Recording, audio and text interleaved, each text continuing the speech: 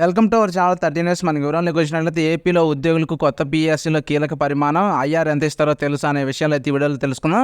ఎక్కడ స్కిప్ చేయకుండా లాస్ట్ వరకు చూడండి, అప్పుడే వివరాలు అయితే తెలుసుకోవచ్చు అనమాట. ఇక మన వివరాలకు వచ్చినట్లయితే ఏపీలో కొత్త ప్రభుత్వం కొలువు తీరింది. నూతన ప్రభుత్వం పైన ఉద్యోగులు ఆశలు పెట్టుకున్నారు. జగన్ ప్రభుత్వం పైన వ్యతిరేకతతో ఉద్యోగులు ఏకపక్షంగా కూటమికి అయితే మద్దతుగా నిలిచారు. ముఖ్యమంత్రి బాధ్యతలు తీసుకునే సమయంలో ఉద్యోగులు భారీ స్వాగతం అయితే పలికారు. పెండింగ్ లో బకాయిలతో పాటుగా పీఆర్సీ గురించి కొత్త ప్రభుత్వం సానుకూలంగా నిర్ణయం తీసుకుంటుందని ఆశలతో ఉన్నారు. ఈ సమయంలో కీలక పరిణామాలు అయితే చోటు చేసుకుంటున్నాయి. జగన్ ముఖ్యమంత్రిగా ఉన్న సమయంలో ఉద్యోగులు అసహనంతో కనిపించారు. ఉద్యోగులు పీఆర్సీ అమలు అనుసరించి విధానాన్ని కోరేల వారీగా ఆగ్రహం తెప్పించారు. అయితే 2022లో విజయవాడలో భారీ నిరసనను ప్రదర్శించి నిర్వహించారన్నమాట. ఉద్యోగులు చెల్లించాల్సిన డిఏ సకాలంలో అందజేయలేదు. అదేవిధంగా ఉద్యోగులకు ఏపీజీఎల్ఐ జీపీఎఫ్ ఖాతాల్లోనూ నిధులను నాటి ప్రభుత్వం వినియోగించుకుంది. ఇక పదవి విరమణ చేసి ఉద్యోగులకు దక్కాల్సిన దక్కలేదు. అదేవిధంగా పింఛన్ల విషయంలో ప్రభుత్వం నిర్ణయాల పైన వ్యతిరేకత కనిపించింది. తాజా ఎన్నికల్లో పోస్టల్ బ్యాలెట్తో పాటుగా పోలింగ్లోనూ ప్రభుత్వానికి వ్యతిరేకత వీరంతా వ్యతిరేకించినట్లు ఎన్నికల సరళి స్పష్టం చేసిందనమాట.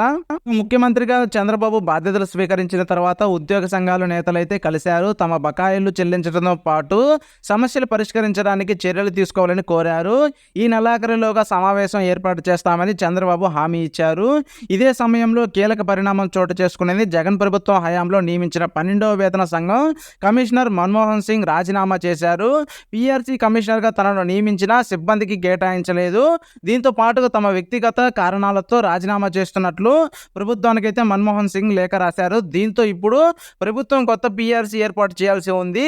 పీఆర్సీ నివేదిక ఆలస్యం కానుండడంతో ప్రభుత్వం ఉద్యోగులకు ఐఆర్ ఇస్తుందా లేదా అనే ఎంత మేర ఇస్తుందనేది, ఎంత మేర ప్రకటిస్తుందనేది ఇప్పుడు ఉద్యోగ వర్గాల్లో చర్చగా మారిందనమాట. నూతన పీఆర్సీ హైకోర్టు న్యాయమూర్తి ఆధ్వర్యంలో ఏర్పాటు చేయాలని ఉద్యోగ సంఘాలు జేఏసీని కోరుతుంది. దీంతో ఇప్పుడు ఉద్యోగుల విషయంలో ప్రభుత్వ నిర్ణయం ఏమిటనేది ఆసక్తిగా మారిందనమాట. ఈ విధంగా అయితే లేటెస్ట్ అప్డేట్ అయితే రావడం జరిగింది. మీకు ఈ వీడియో నచ్చితే లైక్ చేయండి, షేర్ చేయండి, మన ఛానల్ సబ్స్క్రైబ్ చేసుకోవడం మాత్రం మర్చిపోకండి. Thank you for watching 13 news.